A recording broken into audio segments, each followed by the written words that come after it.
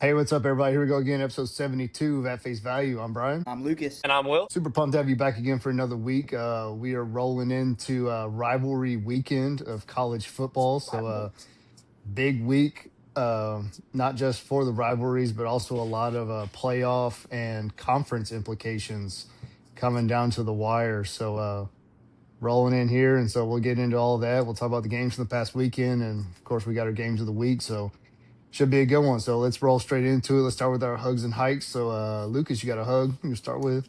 Yeah, I'm gonna give my hug to LSU for getting a gritty win against Western Kentucky this week. They pulled it out. Jesus. They fought really hard on senior night, but got the win. That's all that matters. Anytime you get a W on the column, what else can you say? 13-10.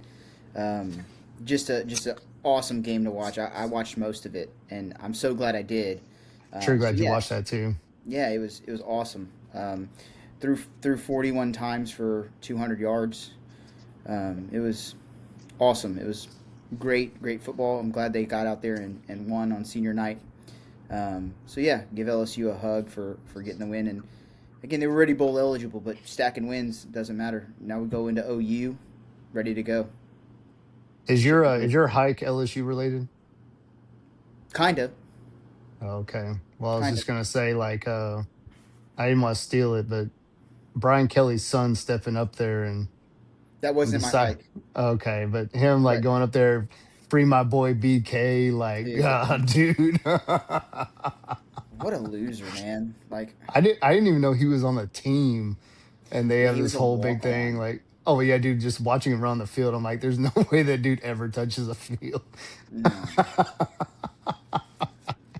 And he made it about himself. And he said free BK because I think LSU's higher ups didn't let him go to senior night or something. I don't know, but Well, I mean, why would I mean, he? he I just he mean, just he just uh, filed a suit against the school. Like, why would the higher ups be like, yeah, that's fine? yeah, But yeah, but hike or a hug to LSU. That was a good win. yeah, So big 13-10 victory over the Hilltoppers.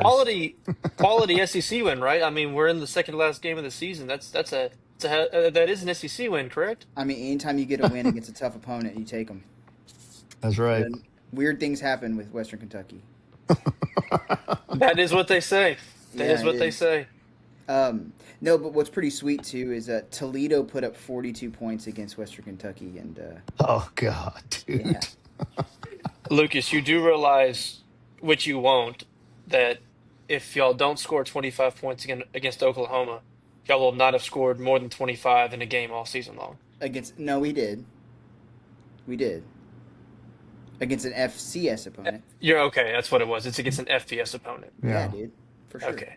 it's fine. and that was what 27 points. Like, wasn't it? Nah, I think it was like 40 or 50. Yeah, I'll probably put up quite a bit against whatever scrap crap team that was, but Yeah, I think it was like Southeastern or something.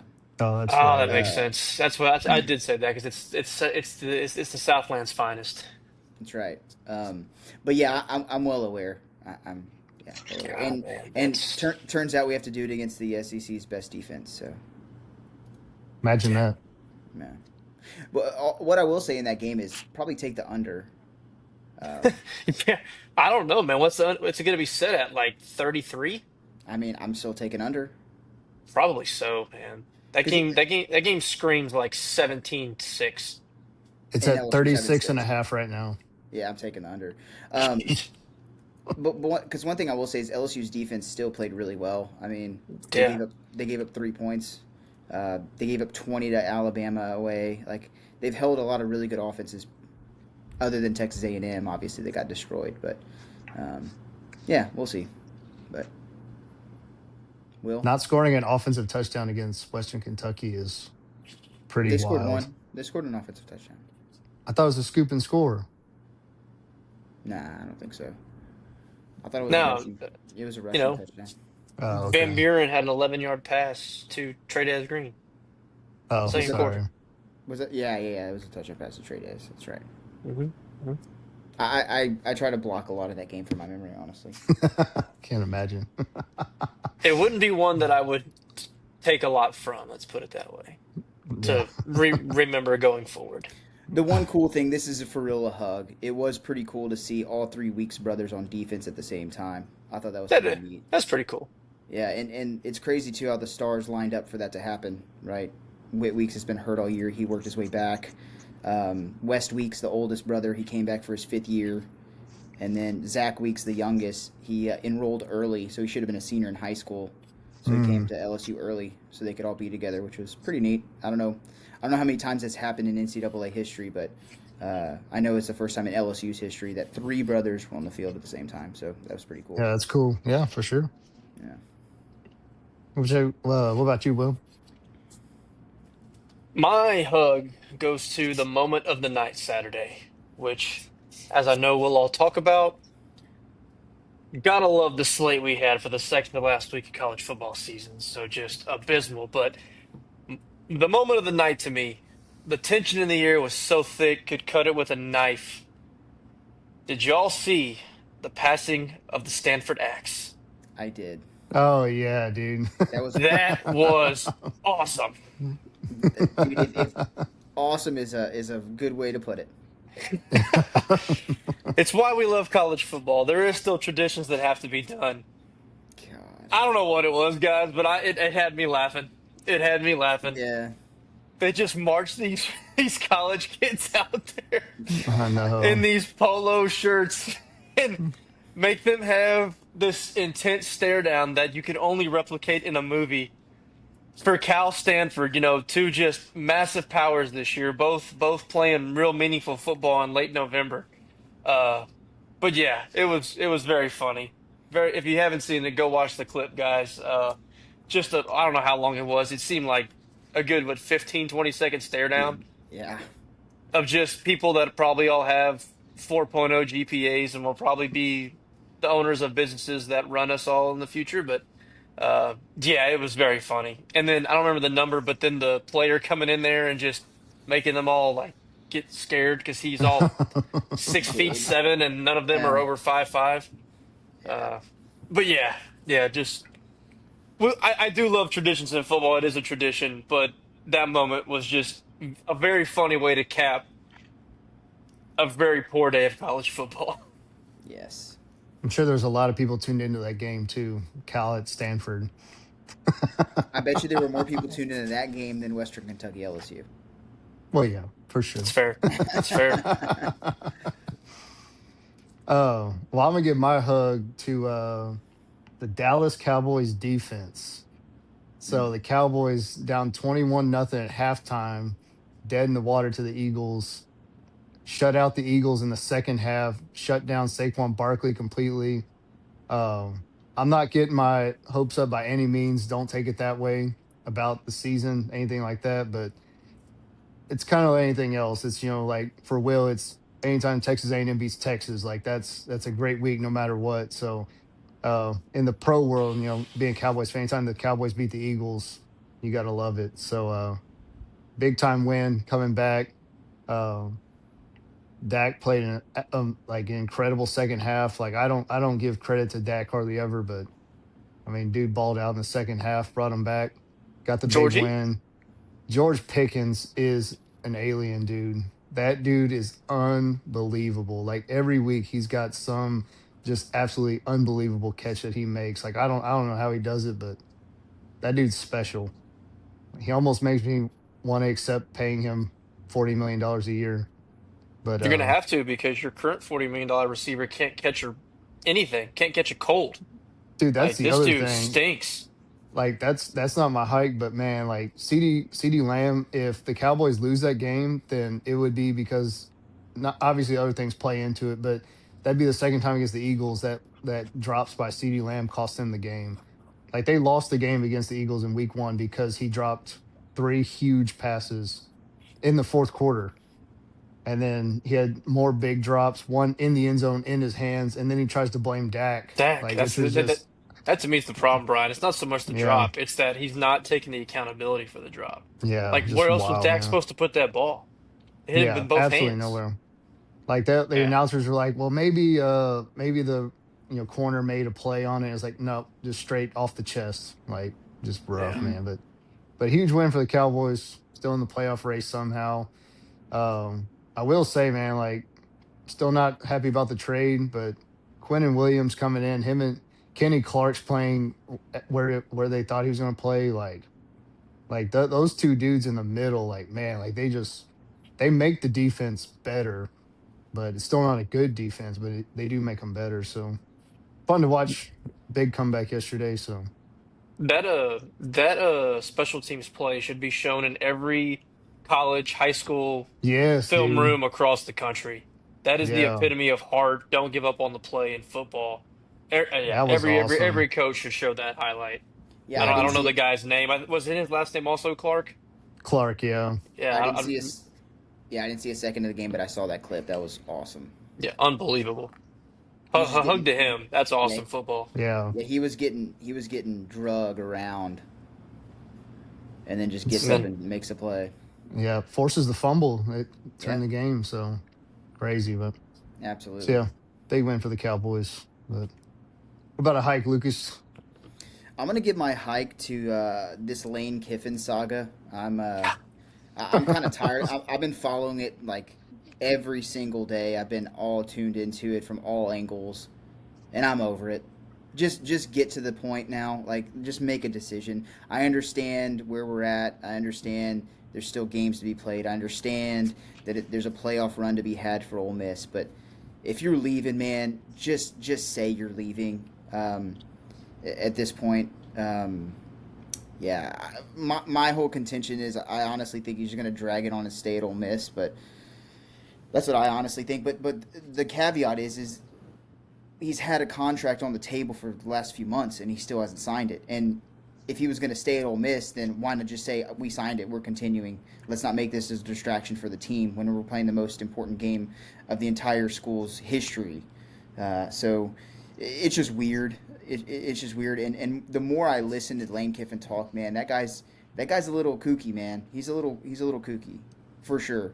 Obviously, you see all his tweets on X, and he's funny and he trolls and does all that stuff, but he's an odd guy. I think he's just wired differently. Oh yeah. So we'll see what plays out after the Egg Bowl, but it's just been a wild run during the past Well, week. and it's just weird too how the AD comes out and says like we're gonna announce his future after the Egg Bowl. It's like, dude, you win this weekend, like you're in the playoff, like you still got so much to play for right now, and you're gonna announce the future, right? Which I know, like we've talked about, things have to get into motion, but But see, that's the thing. Even if they lose, they're still probably in the playoff. yeah, But if they lose and Lane Kiffin leaves, the college football playoff committee can use that against them. Like mhm, and they there's a will. yeah, absolutely. Just like the Jordan Travis thing with Yeah. with Florida State, like they left Florida State out because their quarterback wasn't playing. Well, they can do the same thing about a coach, and so yeah, it's weird, man. And I think uh, Nick Saban had a monologue about it about the NCAA rule makers. This isn't a Lane Kiffin problem. This is a scheduling with the early signing period, the transfer portal period. It's that problem, right? We need to figure out a better calendar for these coaches and these players to have everything set so this doesn't happen again. Like Yeah. they have to fix this. So that's another hike is the scheduling calendar for the NCAA. It's just stupid because other schools are trying to get in early as possible to get their guy. Hmm. So I mean, I don't know, but yeah, I'm tired. Let's hurry up and get here and make a decision so we can move on. Yeah. yeah, yeah. I want to put a pin in that because I might want to after we finish the hug and hike segment, I might want to come back to some more of that. But Yeah, I'm down. I'm gonna give my hike to the Brian Kelly saga because Yeah, that one's just as bizarre as the Lane one, man. it I is. mean, Yeah. he's obviously fired, but he's not fired. And LSU had to make the move, but didn't have the money, and now they're trying to wiggle their way out, and all that stuff underneath it. Like I know it's a lot of probably legal mumbo jumbo, but this is crazy. I mean, it really is bizarre how this whole thing's playing out, and like now the lawyers are coming out. They've made it impossible for him to be able to get another job because of the language and what they're trying to force. And I mean, I don't know what the contract was, but After now, what I'm seeing, like with what Penn State did, Penn State and Franklin. All right, we're done. We part ways. $50 million buyout. That's a tough pill to swallow. We'll figure it out. Hey, Virginia Tech hires him, and because of the offsetting language, they're going to end up owing him like $9 million.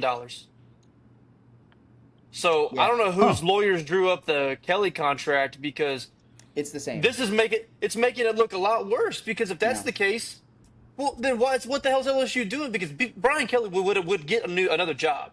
Yes. So this is where the ticket is, and this is where Brian Kelly is having. I think the biggest thing is, so the buyout is 50. Let's just call it 50 million, just for Yeah, numbers' sake. Let's just call it 50 million, right? So they were trying to negotiate a buyout with Brian Kelly. LSU came to the table with 25. and then 30, Kelly right? came, Kelly came back with 42, and Okay. LSU came back with 30, and so they declined the 30, and they say it's off the table. We're not negotiating anymore. So that was it. That was completely over. Well, now they still have the clause in the contract where if he goes and takes another job, it offsets the difference between that new contract, whatever. As almost every buyout does. Yeah. Yes, but if Brian Kelly goes takes a job for 50 million, he just lost out on a pretty big chunk of money in a settlement.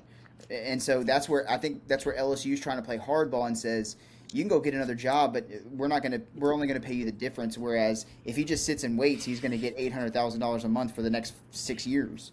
And So so then that becomes the point: that does he want to coach or does he want to coach to retirement? Because if he's going to get the 50 million at his next job, he's making the same money, and if he stinks there and gets fired, he'll get a buyout there too. yes, and I think what happened, what LSU is trying to do is, I think the number is 25 to 30. They're willing to pay 25 to 30 million, but he wants more than that.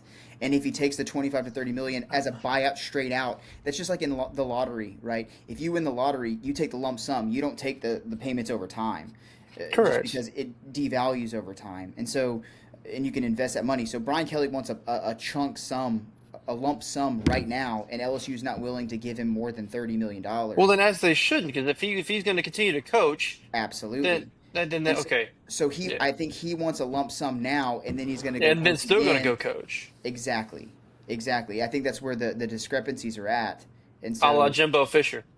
yes, Yeah. and so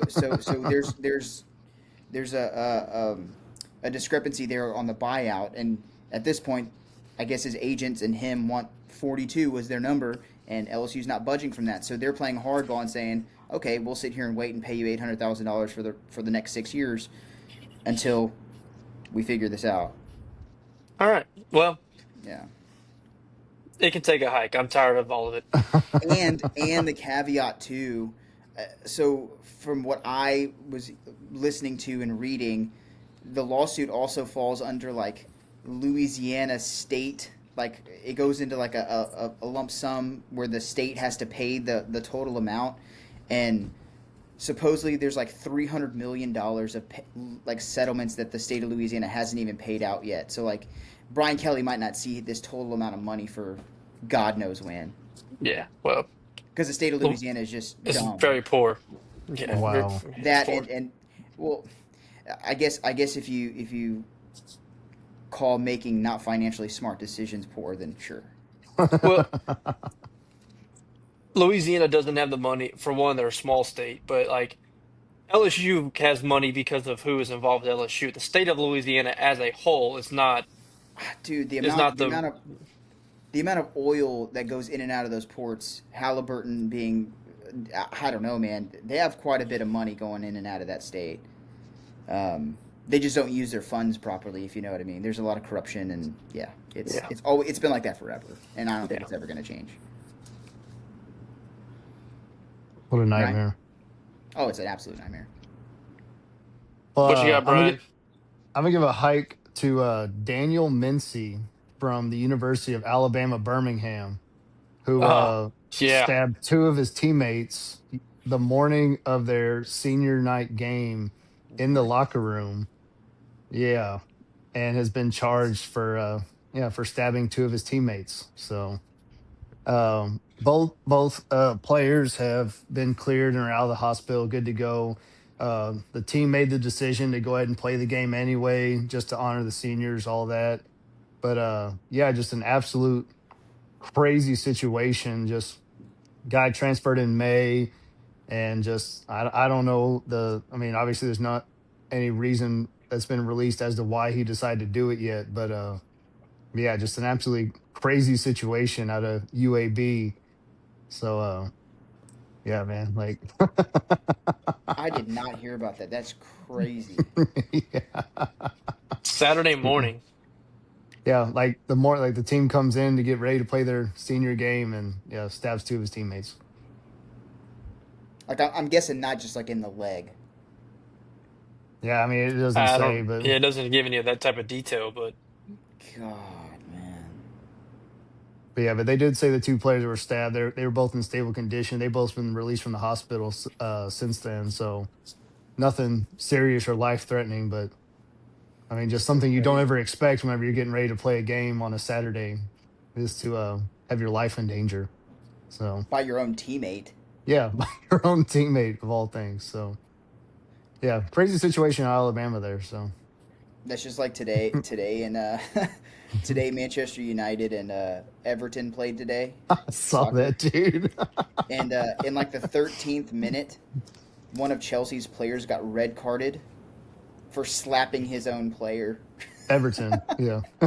Yeah, or sorry, Everton. Yeah, Yeah. Yeah. One of Everton's players got red carded and sent off the pitch, and so Everton had to play with 10 men because he slapped his own guy. Yeah. Freaking wild. And United that's got still to ended be up. a first, right? I mean, I've never seen it. I'm sure there's got to be on record somewhere, at some time that's happened, but it was crazy. And Everton ended up still beating Manchester United. It was nuts. Oh my gosh. Yeah, they I'm. were Tr- down to 10 men. I've I've never even heard of. It'd be like in a basketball game getting a technical for cussing out your teammate, Yeah, Yeah. or the football field when guys are like, or what about like a flagrant two on your own team? That'd be Yeah. what it would be, like getting a flagrant two against your own teammate and getting kicked out. But in basketball, you still could play with five. Like in soccer, you have yeah. to go down a man. But I'm just saying, like, even being punished. Like, guys, we've seen fist fights in baseball dugouts, Yeah. and like True. you don't get thrown out. Like the team removes you and takes you to the locker room because of what you just did. But like, The that's officials You're not not do that's a, it. not that's not yeah. the umpire kicking you Yeah, out. Like that's crazy. yeah, That's Uh, insane to me. yeah. It's pretty wild. It was pretty funny. Wow. Huh. Yeah, Soccer do be doing things different. so they that's why you do. gotta start watching soccer, Will. Yeah, dude, you can see Guys, own teammates slapping each other. I love hearing what you guys bring to the table. It keeps me on the edge of my seat every time we have a soccer segment. Well, I should have given my hug to Arsenal for destroying Tottenham in a huge rivalry, but it's all right. You should have watched that game. That was intense. Gave their God, I can't first wait to goal hear of about it. the gave their first goal of the Premier League season. So Nah, they've given up a or few by oh, now. but it's Like been a while. But it's well, they gave up two to Sunderland, or oh, yeah, True. Sunderland. Yeah. Yeah. Yeah, they gave up Sunderland. two, Yeah. but yeah, that was a crazy goal though from like almost midfield. Yeah. It was wild, but it didn't matter. They were up 3-0. But No. yeah, it was fun. Yeah, man. But I don't It's think we're always gonna get good. on any soccer rants. I think we got other things to talk about today. Yeah, I think we got a few other things to cover. Yeah. So yeah. Well, did you want to get into the Lane Kiffin stuff, Will, or did you? I mean, kind of. I mean, it's the most interesting story. I mean, I mean, I, it's the most interesting story of this coming weekend, which is crazy. But like, there's a little bit of intrigue as far as who gets into the conference championship games, but there's not a lot. I mean, yeah, there's the rivalry games that will all be each individual fan base will be on, but like there's a maybe a couple spots for grabs in the playoff. If a couple rivalries get upsets, there's some stuff, but like if everything goes chalk, it's not that, not that crazy of a weekend, to be honest. So like the Lane Mm-hmm. story is going to dominate the weekend. And I think I said last week he's staying. I think he has to be leaving, right? I mean, He has to be unless leaving. I, unless this I is a I understand big what you said a while troll. ago. I understand what you said a while ago. Like you're setting up like the hero's return when he announces, "I'm not fucking leaving." Like, but Yeah. Mm-hmm. Like I just can't see for. I guess when it changed for me when I started thinking about it was like the AD said there's going to be the announcement after the Egg Bowl because apparently that's like Ole Miss saying, well, if you're not going to coach us, like if you're going to leave us, you're not coaching us through the playoff. And like after the Egg Bowl would be the end because there's a chance Ole Miss sneaks into the SC title game, but I mean, by God, is it slim? They need a lot of help. Yeah. So, assumingly they take care of business, even like you said, even if they don't, they probably make the playoff. But for how this stuff is unfolding, and for them to not, I and there's nothing coming out of Baton Rouge of like backup plans right now or anything either. No. And I can't believe, I'm sure other candidates are doing the same thing. Like they're probably holding off, but I can't believe someone like Auburn or someone, I guess Florida still thinks they might have a chance. I can't imagine why. But how are they not really pushing to get their guys right now? Because if Lane does do the opposite of what people are starting to think and stay at Ole Miss, a lot of these other teams that thought they might have their guy, now LSU's coming to call. Yeah. Yeah. And somebody like a John John Summerall is apparently like the leading candidate at Auburn. I think he immediately becomes a top three target for LSU. And if LSU calls and compared to Auburn calling, we know where the hell Summerall's going. Oh, So I mean, absolutely. it's just it's gotten to the point. I think I said last week I can't see a world where he leaves. Now I'm to the point I don't know if he can stay after all this. Yeah, and I'm pretty sure. So everything that I'm hearing, obviously, this is the Baton Rouge lean to all this, but Correct. one of the main players in kind of contacting agents and coaches and kind of getting the feel from all around.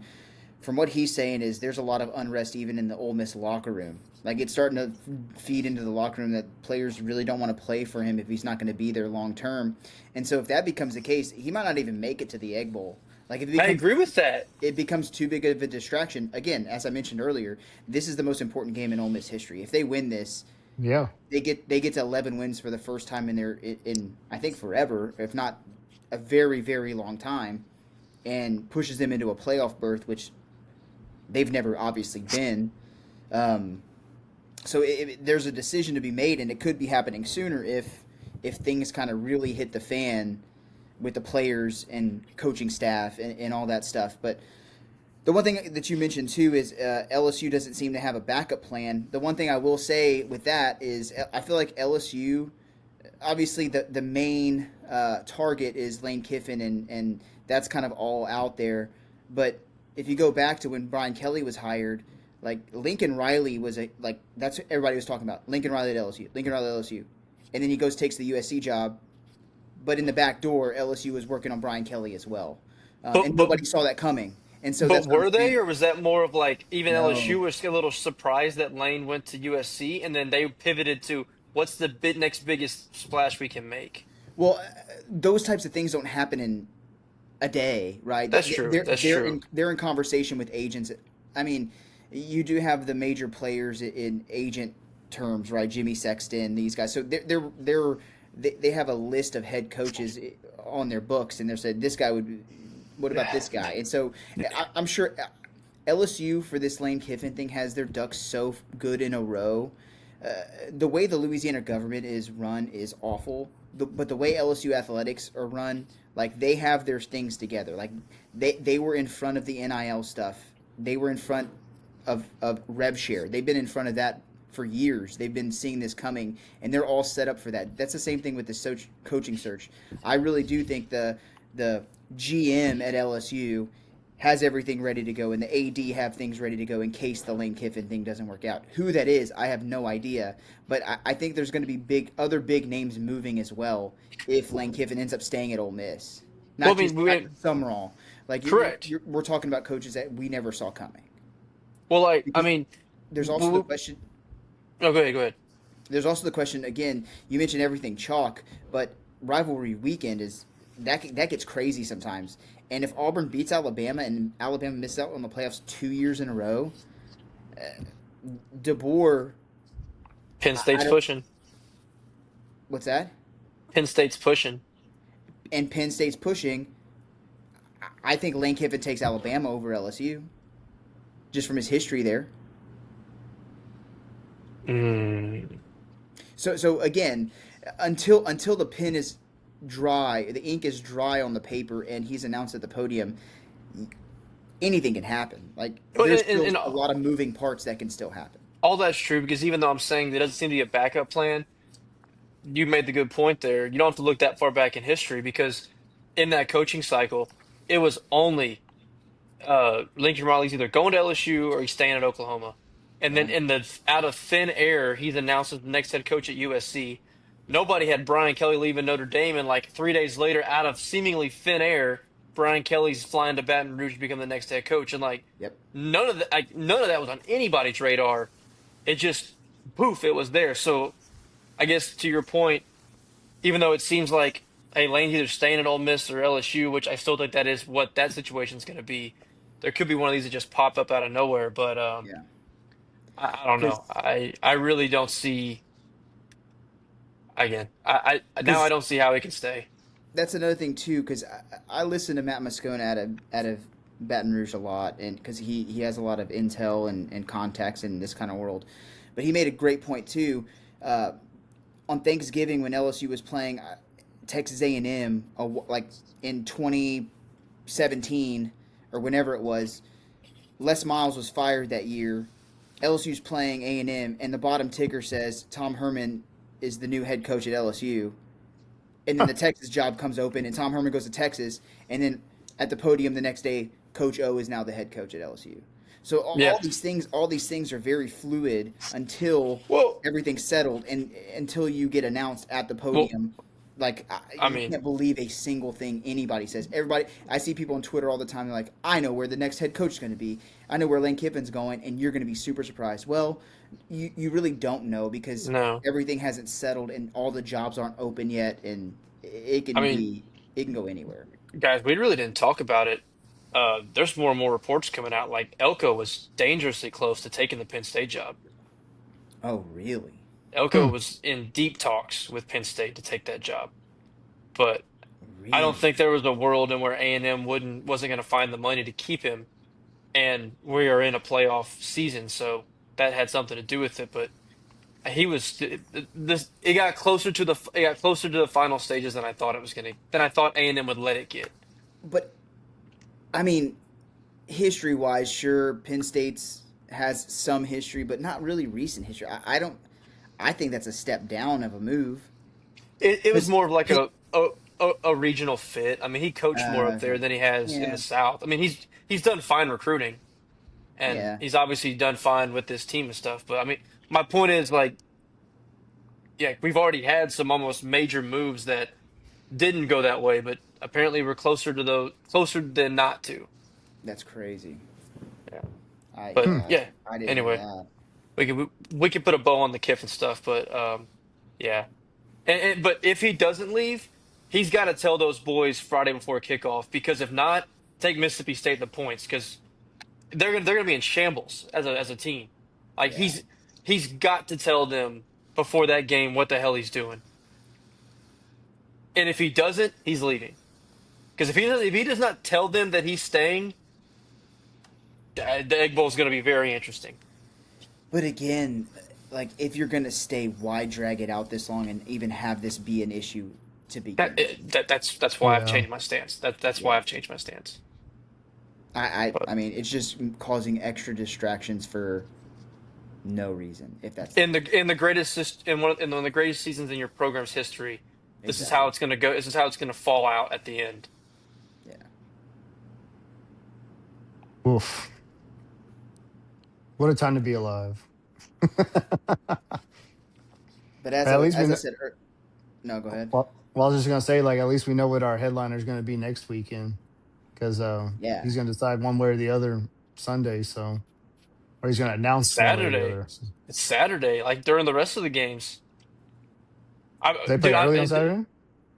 they play no, they Friday. play on Friday. So Oh, that's right. Yeah, yeah, yeah. there's a world Ohio State and Michigan are kicking off, and Ole Miss is having a press conference all at the same time at like 11 a.m. College game day straight into both of those deals. Yeah, Man. Mm-mm-mm. but again, as I mentioned and Nick Saban talked about, this could all be avoided if the NCAA would just come up with a better schedule for Uh, the season. Whenever it's the Wild West, it's hard to corral it. Yeah, Well, especially like we talked about with the moving of the spring window or removing of the spring yeah. window. Like that's what's caused all this to happen. I think that's Like silly, now man. there's no waiting until January. Now it's now. Like Yeah, because signing day is in 1 week. yeah. Is it me, or has like or have the flips been crazier this year? Every time I get on and read into guys are flipping left and right in the last 3 weeks. I don't know, maybe it's not. It just seems I like haven't it's more so this year than it has been in the past. I haven't seen too much. I mean, I keep up with LSU recruiting. I follow Hayes Fawcett on X, and there's been a little bit. I think an offensive lineman just decommitted from Alabama today, like a 4-star kid. But yeah, I'm not sure. The only decommitment I remember is Bryce Underwood. But yeah, Yeah. Yep. Y'all got anything else y'all want to touch on? I just want to get into some games. yeah, school games. Yeah, Cool. if something else comes up, we'll just blurt it out and start talking about it. Yeah, It's not a whole lot of structure to this show if the listeners haven't figured that out by this point. I mean there We just is kind of hugs and hikes, and then true. And then games at the Yeah, end and everything in yeah, between. Who knows what the hell we're going to talk about? yeah. exactly. I know we College don't. basketball kickoff, tipped Yeah, off, Yeah. tipped off. I'm actually watching This Gonzaga and is Alabama right now. It's a crazy game going right now. what are they this is feast week. Yeah. What does that mean? There's a whole lot of tournaments. Both teams are playing like three Oh. games this week. There's usually a lot of good matchups, except this new tournament has killed the Maui Invitational, which Maui was like the best tournament every year in college basketball. I'll say that one was Probably, fun. Yeah. yeah, arguably this. I mean, outside of the NCAA tournament, of course, probably the second most fun event of the college basketball season. But there's a new, trying to remember what they're calling it. It's probably what you're watching right now, Brian, actually. But it's a new Oh, it's in Vegas. oh Yeah.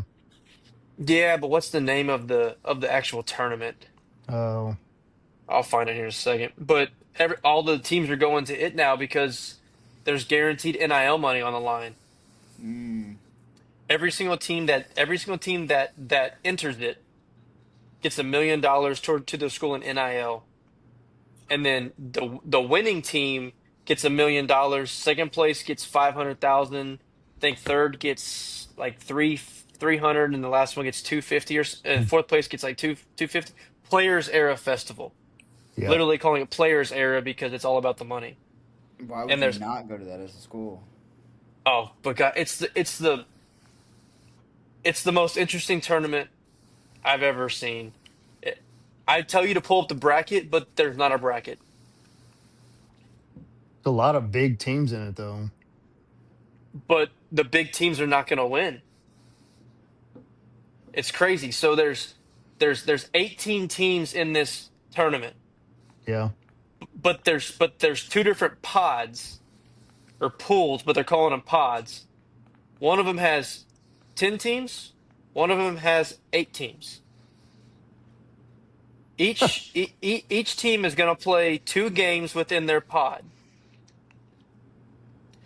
Out of the one pod, the team that had the highest scoring differential in those 2 games goes to the championship game, and the other team from the other pod with the highest scoring differential in their 2 games goes to the championship game. So Oh, these Gonzaga, Alabama, that's gonna be a close game.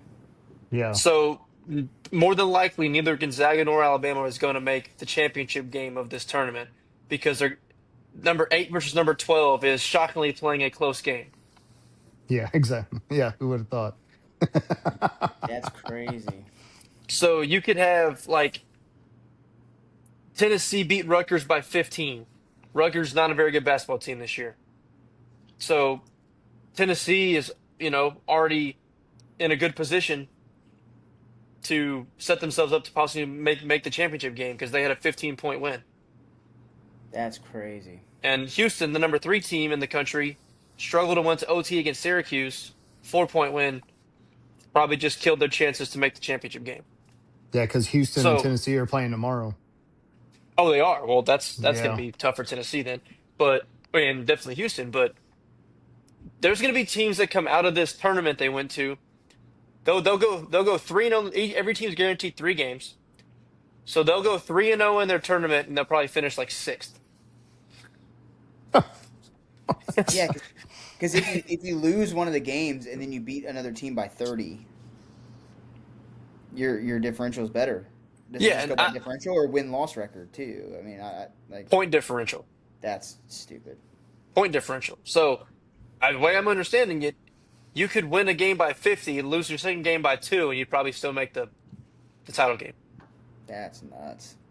Yeah, it is nuts. And like I'm not watching the matchups, but obviously in that pod that has 10 teams, I guess in theory it's possible 5 teams go 2-0 and 5 teams go 0-2. Again, Yeah. I'm not seeing the matchups, but would be a possibility. It's a very interesting setup, but we live in the world of it's all about money, boys. It's all about the NIL, about the money. So um, Yeah, and you I weren't think lying I about the think Maui you weren't lying about the Maui Invitational. I just look at the teams that are dude, in that, and it's it's awful. nothing like what it usually is.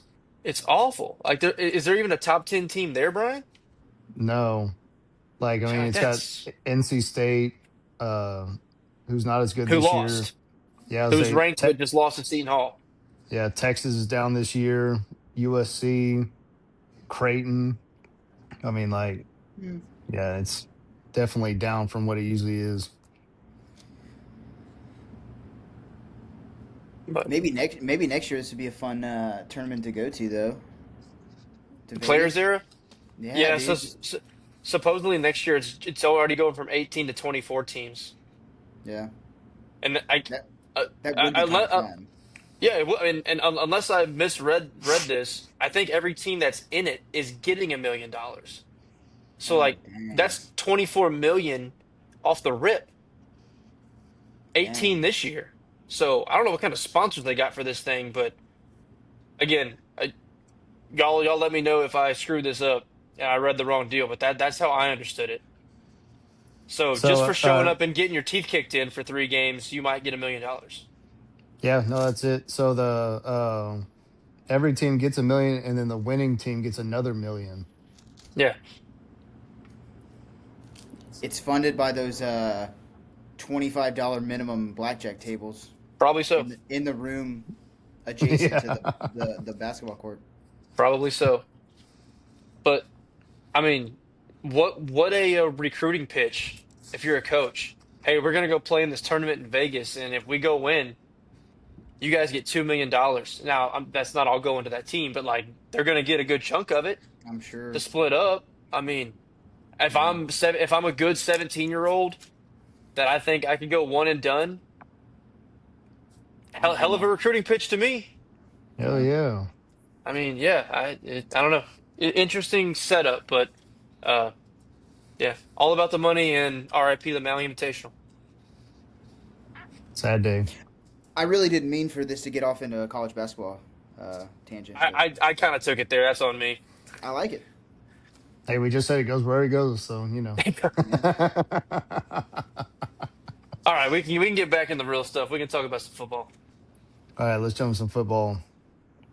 Oh, well, let's just get rolling. I mean, Ohio State keeps rolling, 42-9 over Rutgers. A&M gritty win over Samford Bulldogs this Tough, weekend. tough one. Um, Did Marcel Reed play George, the whole game? He played the first 4 drives. We scored 4 touchdowns. And then he was done? Didn't I? He came out with 12 minutes left in the second quarter. Should have Yeah. thrown a pick. I wasn't. I'm not going to sit here and say it was an unbelievable outing. He should have. He had a pick that was dropped, and had KC wide open in the end zone again, and just flat out threw the wrong route, overthrew him by Mm, like 7 yards. So like not. Then next drive he hits Ashton Bethel Roman on a deep route for a touchdown. So yeah. but would have loved to see both those hit and him not. almost throw a pick against Sanford. But um, yeah, I mean, backups didn't look great, but that's all right. Yeah. That's all right. Oh, hopefully we don't need them. Exactly. Oh, big win for Oregon, beating USC. That was a big win for them.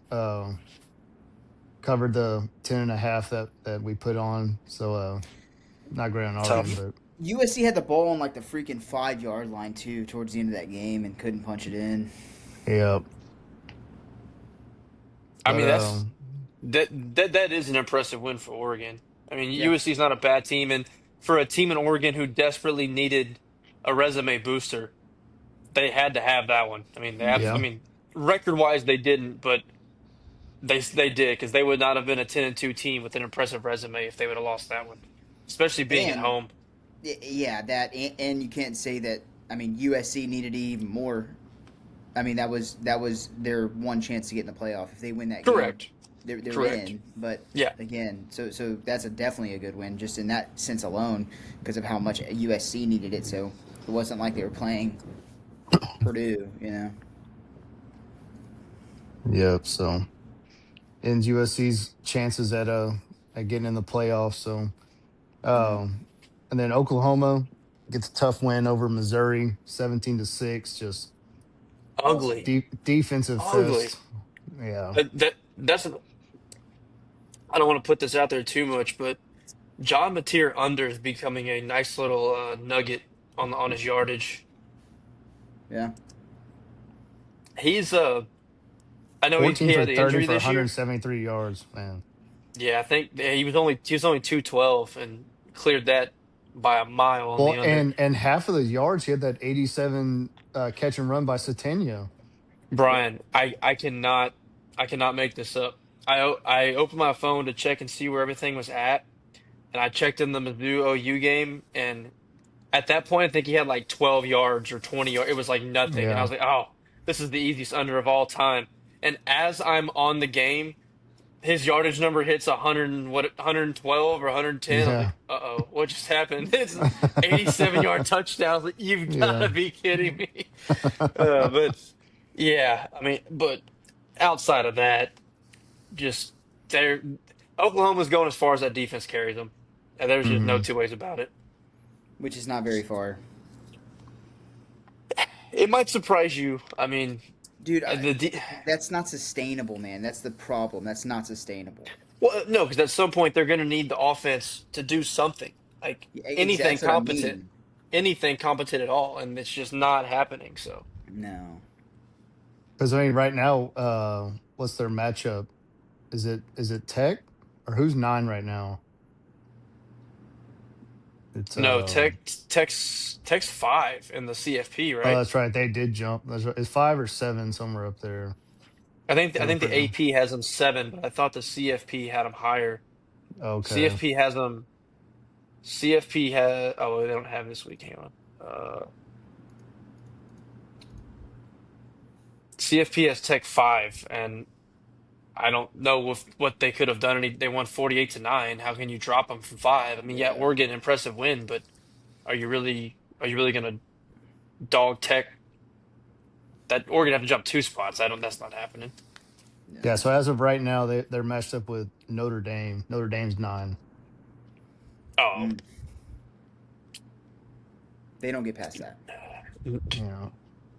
No. No, no, nobody wants to see that team right now. And then if they sneak by that, then they get their award is Ohio State. So if Ohio Hey, State beats Michigan this week, Dude, if I, OU plays Ohio State, I don't think OU scores a point. I would agree with that. no, But they man, I'm not going to sit here and poo-poo Oklahoma. Unbelievable season. I mean, Dude, to get to the playoff with that schedule and your quarterback agreed. getting hurt, and then you come back and you lose in your arch rivalry game very badly. And we all sat here for 2 straight weeks. This is where the season falls apart. 2 massive road wins. I'm not saying there's any consolation prize in getting knocked out in the first round of the playoff, but to get there to me, as an OU fan, you're saying, oh, but you really got to look at the season as a whole. And I think beginning of the year, people would have argued you're probably closer to 6-6 than you are to 10-2. Yeah, And I mean, 10-2 staring them right in the face. So that's a absolutely. hell of a coaching job, on my opinion. Yeah, my Venables for sure. Yeah, you know, Yeah, no, I definitely agree with that because that schedule was pretty brutal. You mentioned kind of missing their quarterback. They happened to miss him though at the perfect time as well. I think they had like a bye and some cupcake, and then they played Texas, lost, but that's whenever he came back, obviously. So I think him going down, it didn't kind of affect that brutal stretch. Like whenever Texas hit, that's when it kind of kicked off and started, and then it started getting tough.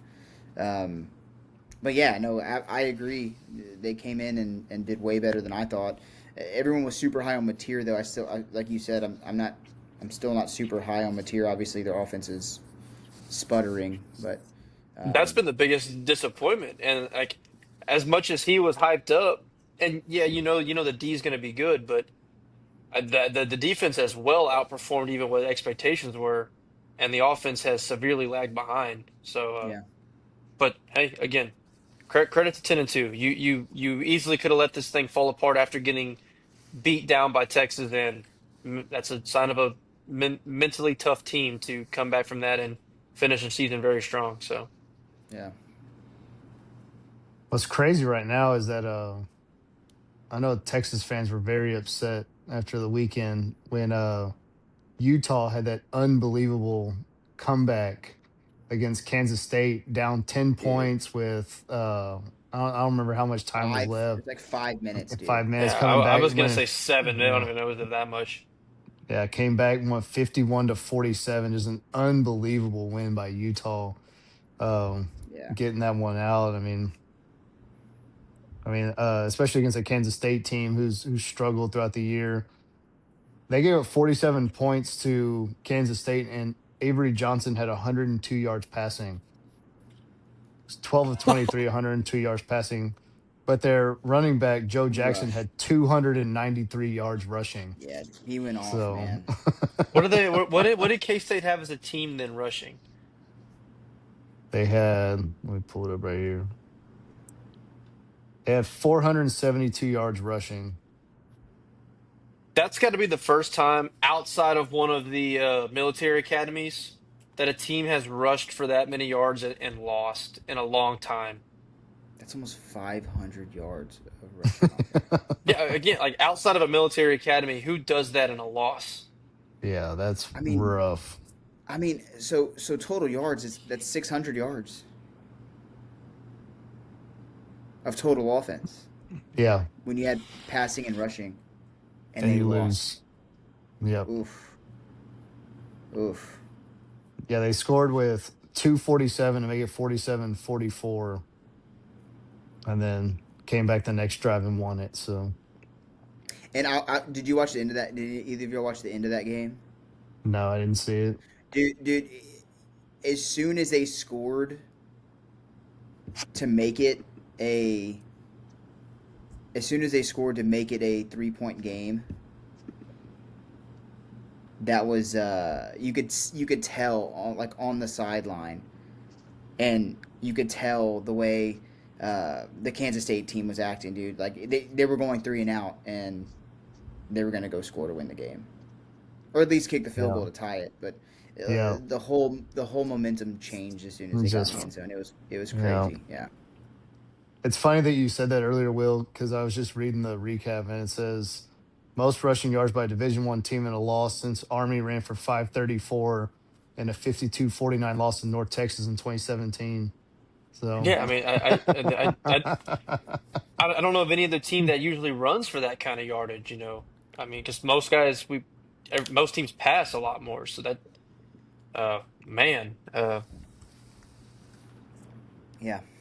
credit to Utah though. You come back. I'm not gonna sit here and judge a team for getting down to a team that's been beneath you and come back and win. Good teams do that. That's right.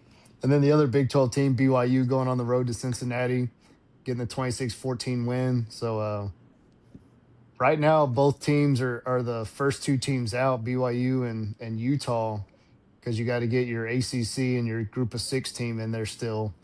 So it's coming down. They're going to need some help if they still want to get in, but it's going to be The tough. the the Big 12 has never rooted for the conference that made them kind of disappear than they are this week. They're going to be the biggest SEC fans of Mississippi State, Auburn, Yeah, anybody who can upset. When really, I don't even know if the Mississippi State one matters, to be honest. So I'll say I think they're going to Auburn's be the big one because Alabama's at they're 10 going to right be now. So they're going to be big fans of Auburn. They're going to be big fans of Pitt.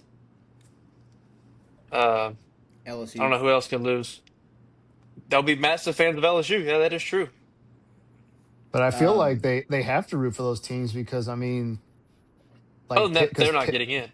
Well, because I was gonna say no. because Pitt's the team right now that's trying to push them out. So, but also if Miami wins, then it's kind of the same deal. So really, I mean, the ACC, like I feel like Utah and BYU are just in a bad spot right now. Like Yeah, there's. I mean, BYU's BYU, not BYU's not. That's what I was gonna say. BYU's not as bad of a spot as Utah. because well, BYU but still that, controls their own destiny. Because if they go win the Yes. Big 12, yeah, well, that's what I was gonna or say. like, Like the only way BYU like, gets in is if they win that one. So But then yeah, I does mean, Texas Tech stay in? I think they should. I mean, if they're at oh 5 yeah, right now oh and they yeah, lose in the Big 12 championship, why? I mean, I don't see how you yes, knock them yes. out. Yeah. Yeah, Tech I would guess have to lose it by 50 to not make this playoffs. no, but I guess it goes to the point too that the committee said they're not going to take losses or results of a conference championship into play. But if they lose by 50, then they should. But Yeah, but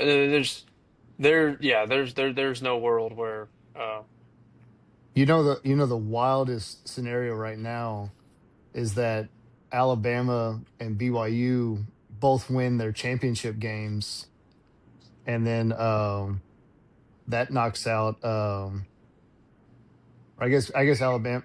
Well, so Alabama would have to get in, and then BYU has to get in. So then that knocks Notre Dame out of the picture. it sure as heck mm, does. No, You imagine? uh, Yeah, yeah, because they go to oh, number 9. it could have knocked out no, no, OU. that's what I was getting at, Lucas. That Oh committee will. man. That committee will. Oh, I'm gonna tell you right now. I'm gonna If tell they you do right that, now. then that's ridiculous. Can y'all not? You have to imagine the scenario you just laid out as being talked about in that damn war room. yeah, So is it gonna shock y'all if tomorrow night Notre Dame jumps OU so they can justify just to knocking set it OU up, out just to just in set it up? case. Yep, Because Notre just in Dame, case. whatever you want to say about Syracuse, 70-7 and 70 to Yeah, nothing at one point. I mean, Jeremiah Love goes off for 171 yards on eight. Let me say that again, on 8 carries. He only touched the ball 8 times. Lucas, he had 8 carries for 171 yards. oh my gosh. Oh my god, The dude, stats that are is. crazy. The fact they scored 70 points, like their yardage numbers aren't. But again, it was Well, 21-0 before they even had an offensive snap. I was just Yeah. gonna say that, But and that's yes, again Clemson's down, but that Syracuse team went to Clemson and won as well. that was Mhm. before they lost Arrighetti. How do you say his I'm name? not. Uh, And Angel. Angeli or yeah, Yeah, whatever. Arrighetti's a pitcher for the Astros. Yes, he Yeah. is. That's where I got that. I was like, why is that name in my head? But Yeah. Yeah, but tomato, anyway, tomato. yeah, I can see the scenario that even though you've already ranked them ahead, I can see them setting this up because But dude, brand wise, OU's resume though, like they went and beat Alabama, dude. Like that's and again, we are that talking about schedule. a lot of things have to happen for this Yeah, scenario to come true, out. Like true. we're talking deep in the weeds here of hypotheticals, but I I mean, mean, there's just I'm not cheering for that because that means A&M loses, but uh, I do love chaos. So but even if there's A part and of me M, but even if A&M loses, it still wouldn't make a difference, right? not to get in the playoff. No, we'd be fine. Well, Yeah, he's just saying that means that Alabama beat them in the SEC championship. That's what he's saying. Oh, I see. I see. I Yeah. see.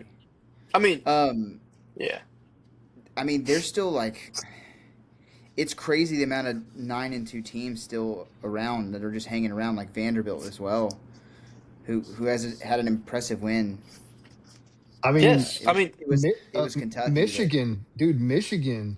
I mean, they're on a 4 game winning streak against Ohio State. I mean, if they win that one, I mean, they might be in. they have a big argument. I mean, I don't think they'll be in, but they have an argument. I mean, it's fascinating that last year we had just enough 10-2 teams to make this thing work. And when everybody's all with the parity, we'll never have to worry about it. We'll be getting 9-3 teams in. And immediately this year, you're going to have multiple 10-2 teams get squeezed out.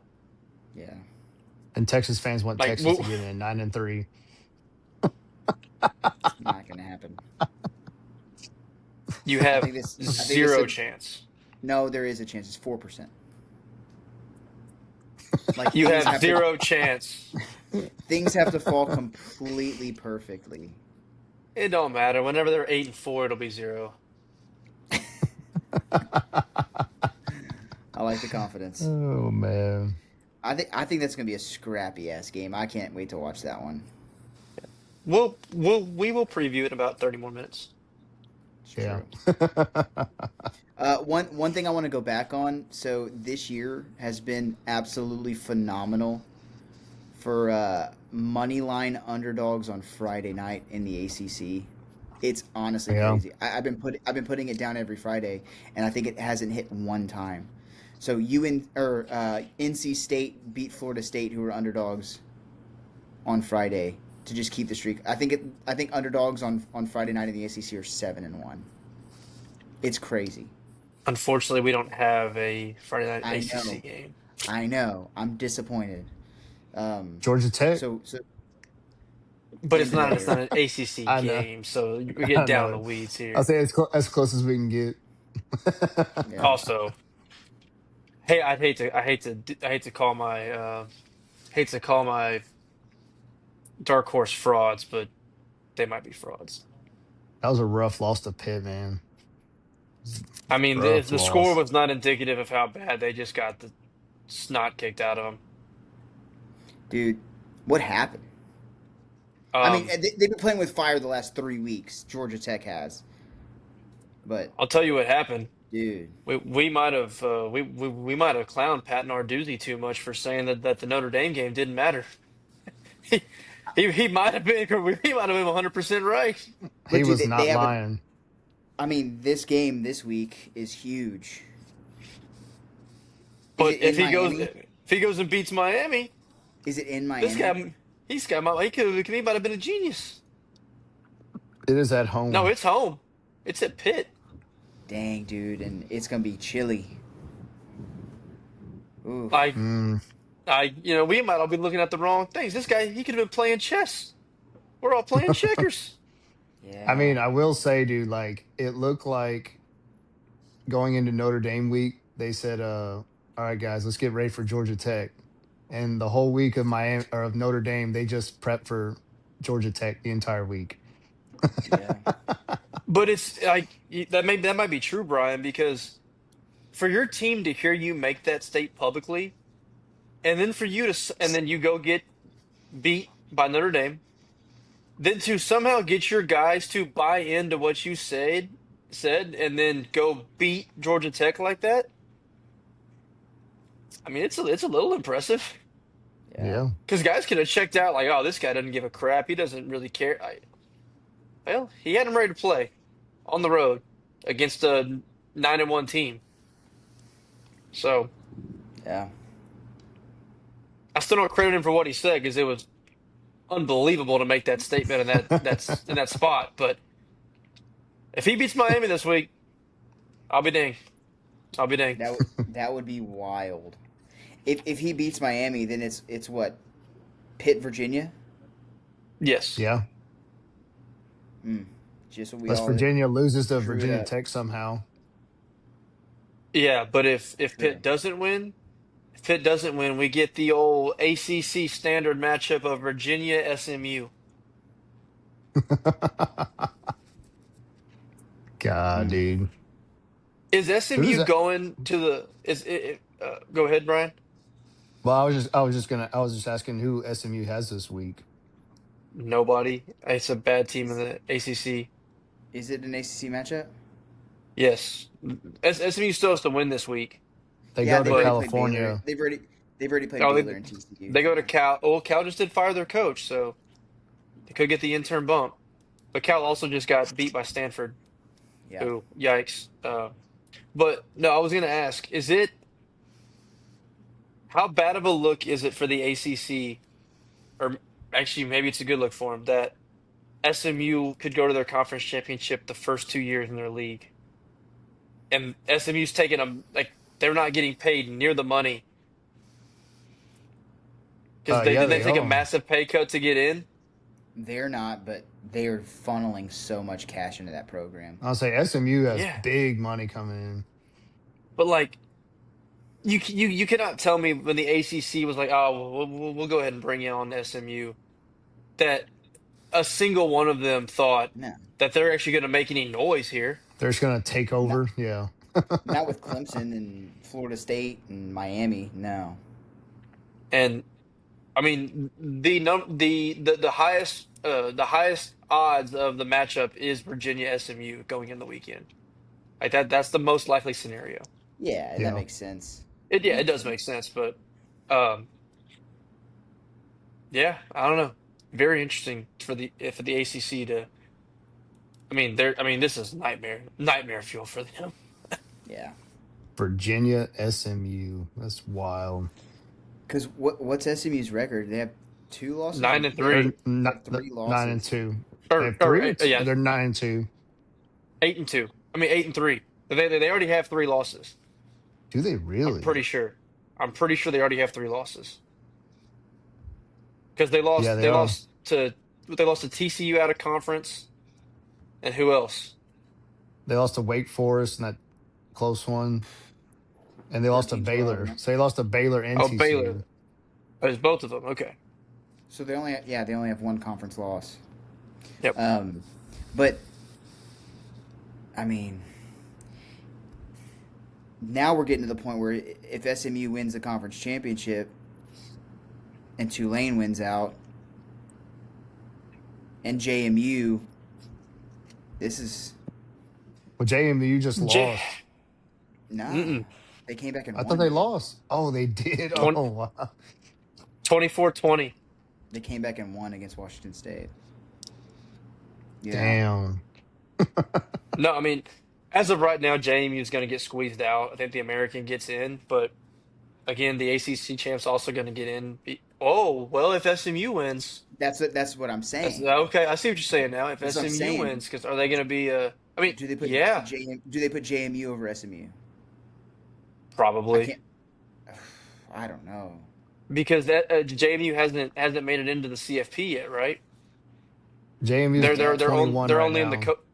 they no JMU in the AP poll is the highest ranked group of Right. five, but not in the not in the CFP. But Only Tulane was ranked last week. yeah, SMU's Yeah. not ranked either, though, is what I'm saying. So a lot will be determined tomorrow.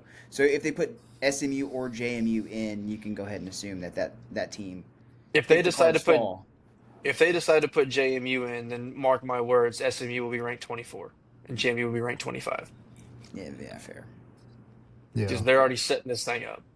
Like, yeah. there there's not a world where the CFP is going to allow two group of fives over a Power Four conference getting in. Like, there's just not a world where they're letting that That happen. would be that would be awesome. I wanted it. Like I was cheering for Duke. I was cheering for Duke to screw this whole thing up. There's still a In chance. theory, there is still a chance in theory, but like guys, they're not going to do it. I mean, God, they are not going to do it.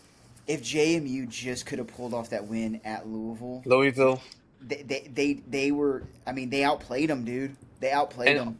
all that was so back then. This is a deep dive back. So JMU was running a two quarterback system yet because the guy that they wanted to be the starter wasn't fully healthy. Yeah. Yeah. And he's been great ever since he got healthy, but they were still running that two QB system, which I'm not saying it cost them, but if you get the team that's playing now healthy, I mean, it could be a different game. Not saying it It would have kind of been, but it did could have because been.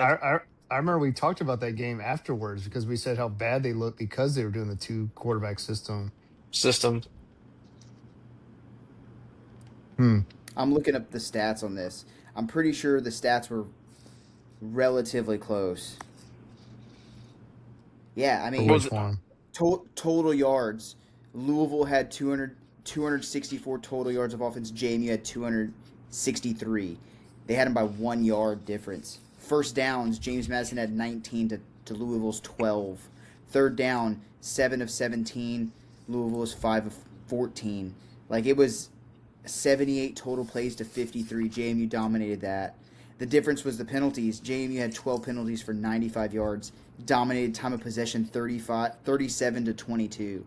Like Wow. James Madison statistically had a better game than Louisville. So theoretically, if the quarterback's healthy and plays the whole game, I mean, you would assume that they win that game. Yeah, because it was Barnett who was hurt, and he wasn't able to be as Mm, mobile as he could. So he was in for all the passing downs, and then Sluka was coming in for the running downs, Yep. and they weren't able to the Louisville was able to scheme it because like Sluka wasn't throwing the ball, and Barnett couldn't no. run because he wasn't fully healthy. So it was kind of easy to know what the heck was coming at that time. Yeah, that's wild. But yeah, the scenario still could be. I mean, we'll see. We'll see tomorrow. I know we went live after the playoff selection show last week. We should probably do that again. Just kind of Yeah. chalk it up a little bit. So if See where we're anybody wants at. to hop on, Heck yeah. yeah, for sure. Yeah, we'll see, man. But What other what other games? games? Tennessee Ranked Had dominated to be games. Florida. Yeah. Um, Which we need to talk about that. That's the first time Tennessee's won at Florida in a very a long time. long time. I yeah. did not realize it'd been Very that long. long. Yes. Like, I think since the '90s. I know it was a long time. I'm not sure if it was quite that long. But I mean, yeah, I mean, Florida's in just disarray. You never know what 2000, team's showing up. 2003. Wow. Yeah. Last time Tennessee won at Florida, which pretty crazy. Yeah, Dang. it's a good win for them. Um, it's really all the big ranked I games. mean, I mean, Vanderbilt dominated Kentucky. Diego Um, Pavia Oh, dude, dominated Kentucky. The what a stat game! line there is unbelievable. I mean, talk about doing whatever you can to try to throw your name back in the Heisman race. Yeah, Uh, he's not going to get 500 there, yards but passing. yeah, hell of an effort. Six was it 6 total tuds, 5 passing, and 1 rushing. I Yeah. think so. I mean, you know, yeah, Kentucky. You can say what you want, but still, it's impressive stat line. The other game was BYU went to Cincy and won. Did we touch on that? I mean, I know we mentioned it for a We didn't second. touch on the Well, game. We kind of pulled off we into the brought it up. playoff. Yeah, I'll say Yeah, we brought it up when we started talking about the playoff, but yeah, it's a good win for that's them. a good win. That's a very good win. Yeah, Going on the Cincy road to really fell Cincy. off. I mean, after Yeah. they were undefeated, and then yeah, now they're on a 3 game losing streak. So Um, can we, from now on, with the Big 12 preview at the beginning of each season, can we just go ahead and shoe in BYU as like on the top half of the Big 12? I mean, every year we do this. The past 2 seasons we've done this. Um, just write them off. We just write them off, and then they come in and make a run. Um, we'll but find a yeah, way it's every year. honestly. I mean, It's great coaching, is what it is. they haven't looked good for most of the season, and now they're starting to kind of pull away from these teams. Um, yeah, it's impressive. We should have known as soon as we saw that their quarterback is going to be wearing number 47 this year. We should have known that they were going to be good. So, or that they were going to That's be up fair. there. That is absolutely fair. Unbelievable confidence. Yeah, but yeah, I mean, I think that's pretty much all the games, man. Like it was a pretty dead weekend, to be honest. Yeah. I mean, are we just gonna troll? What? I mean, are we not going to talk about Texas, Arkansas? I mean, we can. Arkansas's awful I'm defensively. totally fine with trolling. That's fine by Yeah, me. But I mean, Arch looked pretty good. I mean, he definitely looked better.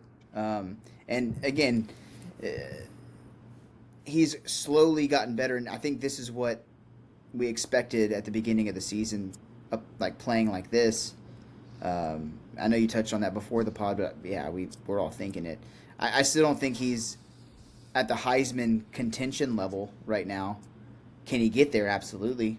Like next year, if he comes back for another season, which I think he probably does, I mean, he definitely should be the front runner next year if he keeps playing like he is right now. There's no doubt about it.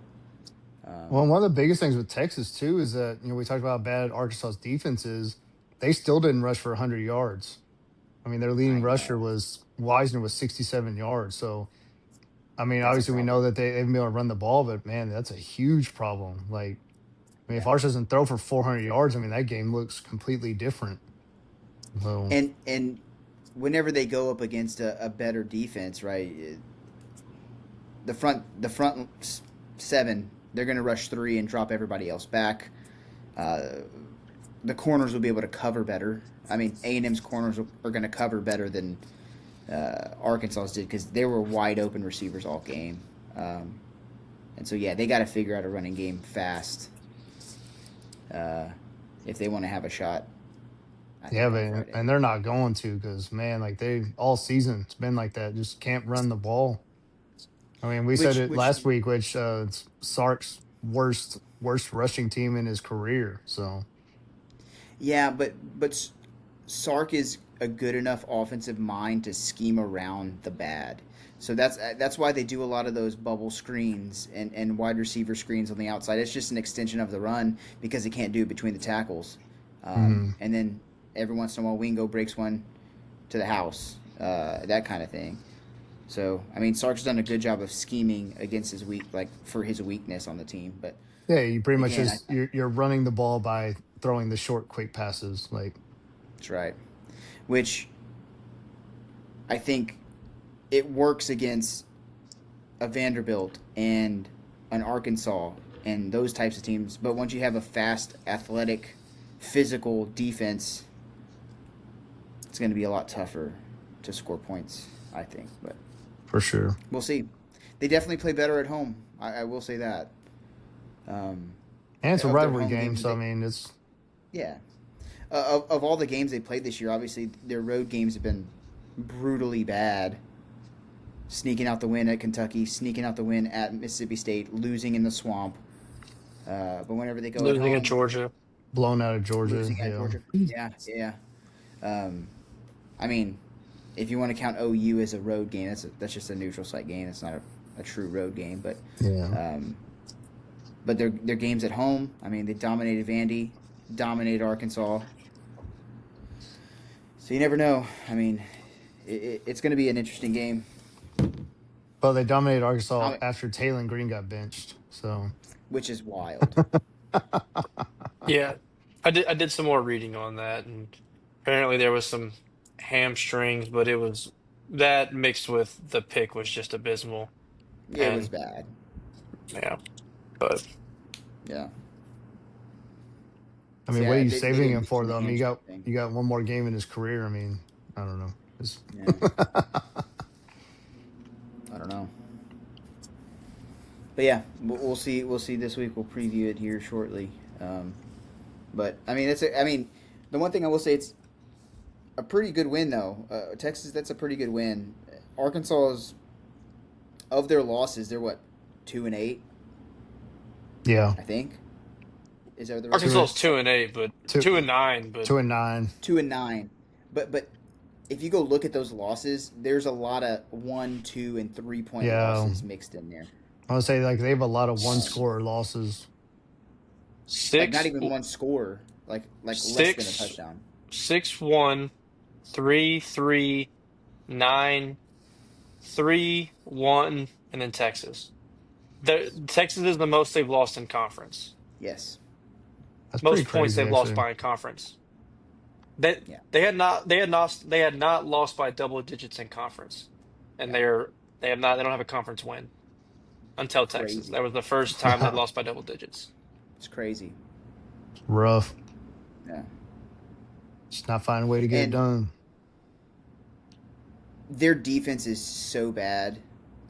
It's like Taylon Green is the reason those losses are as close as they are. If they didn't have Taylon Green, it would have been blowout city.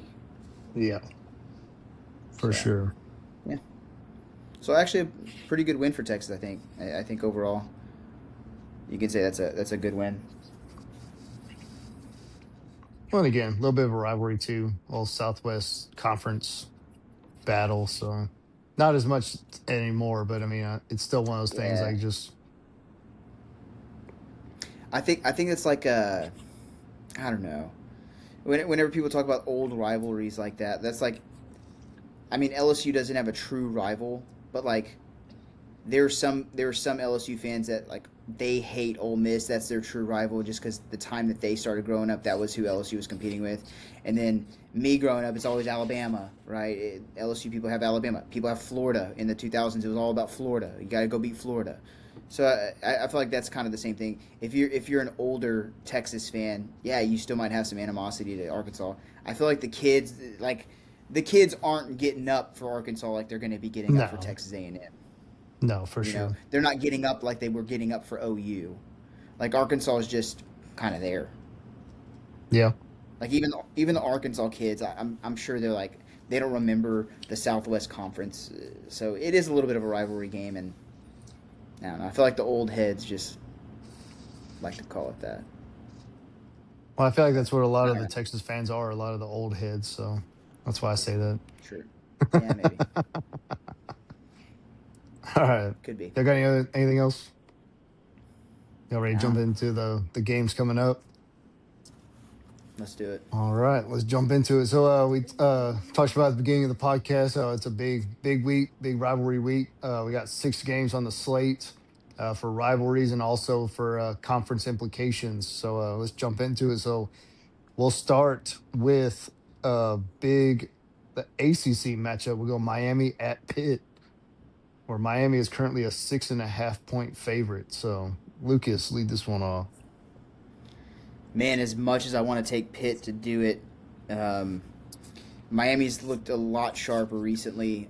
Weather's going to play a factor in this, I think, but I think Miami goes up to Pennsylvania and wins to keep their playoff aspirations alive, as little as they have. But um, I think the ACC is going to do everything in their power to make sure that Miami wins too.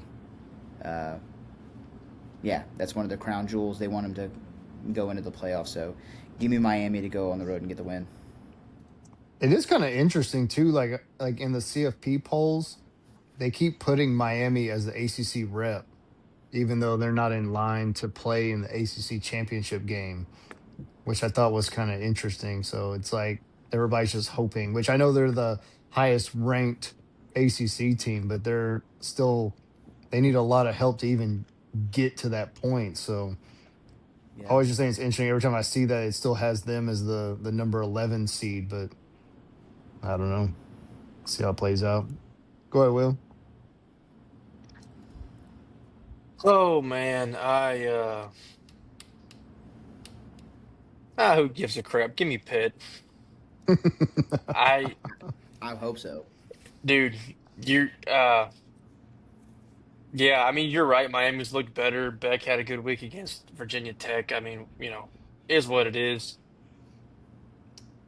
Cristobal's gotta I guess Cristobal's gotta prove it to me because remember the last week of the year last year, same position. Not even the same. Last year it was win and you're in. Couldn't Yep. do it. Couldn't do it.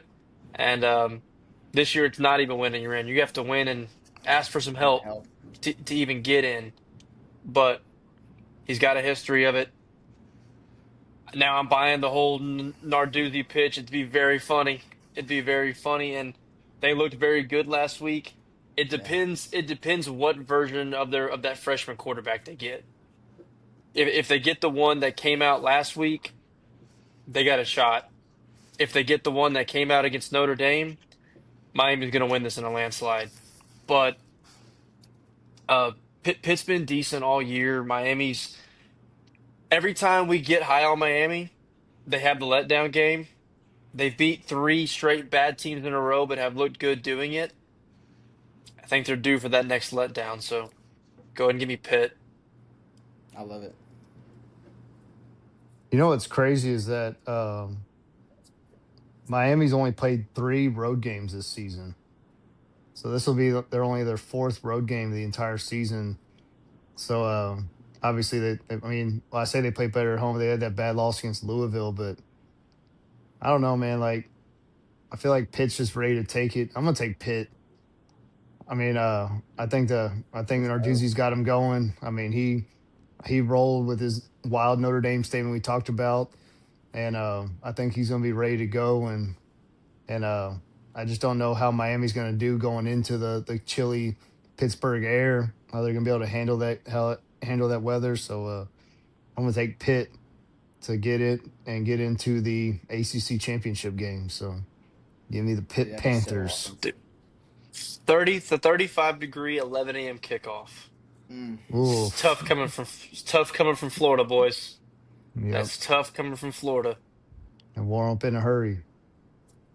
Oh man. All right, well, let's roll over. Let's go Vanderbilt at Tennessee. Tennessee is currently a 2.5 point favorite. So Will lead this one on. I think I'm gonna take Vandy. Um, you know, it's Tennessee at home. What time's kickoff? 2:30. Tennessee's probably favored. They are favored by 2.5. But their defense is susceptible, and Vanderbilt can score points when they decide to. It just actually not even they usually can score points all the time. Only really Missouri and Alabama really held them in check. Everybody else, I mean, even Texas. I know some of those were garbage points, but they still put up points. Um, but Tennessee's defense just isn't very good. They allowed a bad Oklahoma offense to put up points against them, um, and Tennessee's kind of dragging to the finish line here. Not saying it was complete disappointing season, but for a team that made the playoff last year, tried to build off of that.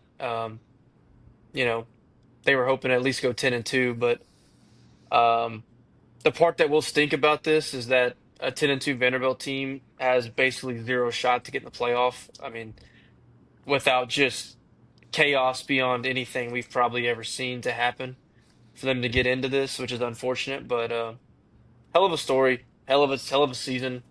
Diego Pavia is a great quarterback. I don't know the list of Vanderbilt quarterbacks in their history, but I'm sure he's got to be near the top. So be great for him to go out at least in the regular season before we get to a bowl game and go out with the win. So give me the Commodores. All right. Lucas? Yeah, I agree. Tennessee's defense is suspect for sure. But I think being at Neyland, it's a rivalry game. It's in-state kind of thing. I think Tennessee gets up for this game and honestly takes it to Vandy. Um, Tennessee obviously lost to OU, but that first half, like it was, Tennessee dominated that first half of football. Just didn't get the lucky breaks. Um, so I'm going to go Tennessee at home to get the win over Vandy, and Vandy's playoff hopes will be completely done. Yeah, I mean, I'm gonna take Tennessee too. I think it's gonna be a shootout. I was just looking. Tennessee hasn't given up fewer than 30 points in conference this season. So outside of Florida, so they Yeah, give up a 11 lot to of Florida. points. They score a lot of points, but they also give up a lot of points. The over under 65 and a No, half. I lost it too, Yeah, Lucas. Yeah. yeah. It's gonna be so it'll be close. So it should be a high scoring game, but I'm gonna take Tennessee in a close one. So, but I think it's gonna be points galore. So, all Yeah, right, let the go uh ahead. the to the total in that game right now is set at 65.5. A That's a lot lot of of points. Yeah, points. yeah, That's And a I still lot might of take the over. that's a lot yeah. of points, man. Whew. Should be fun. Well, let's roll over to the Egg Bowl. Let's go Ole Miss at Mississippi State. Talked about everything with Lane Kiffin, all the stuff that's Mm. been going on with that. So we don't know where it's going to lead to. So currently, Ole Miss is a 6.5 point favorite. So, Lucas, lead this one off. Man, if I could make this pick on Thursday, I'd be a little more confident in it. Uh, Give me Ole Miss, just because they have so much to play for. Even if the Kiffin thing's going on, I know it's a big distraction.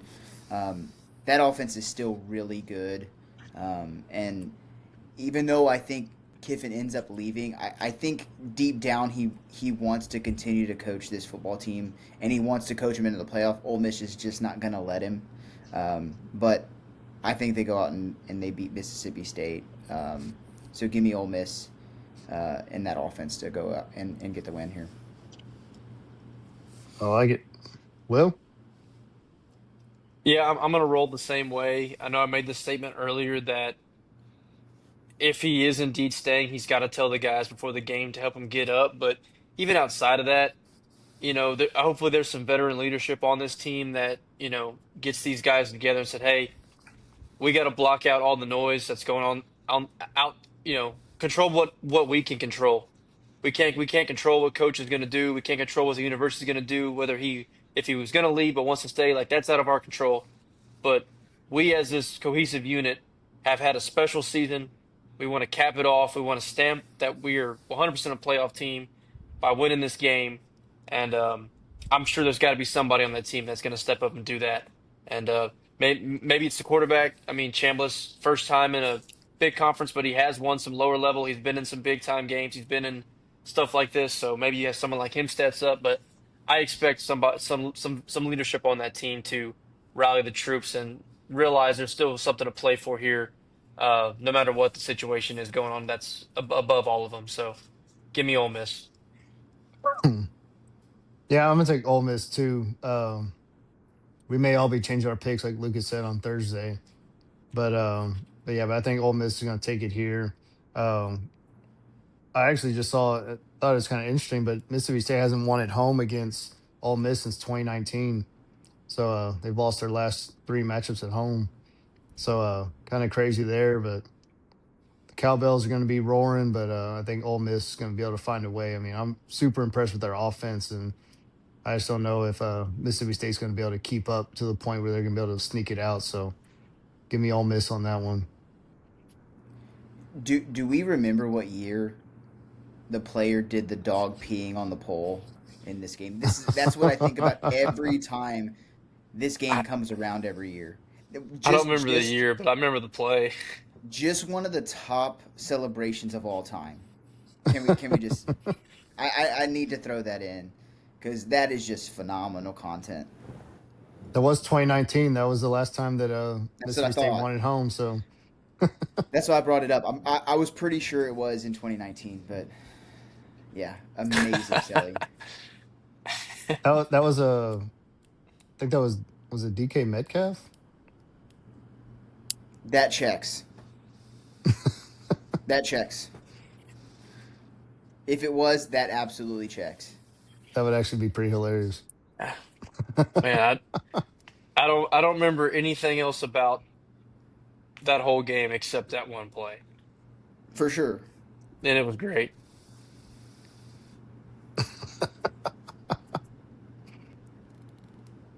Sorry, I was watching the clip.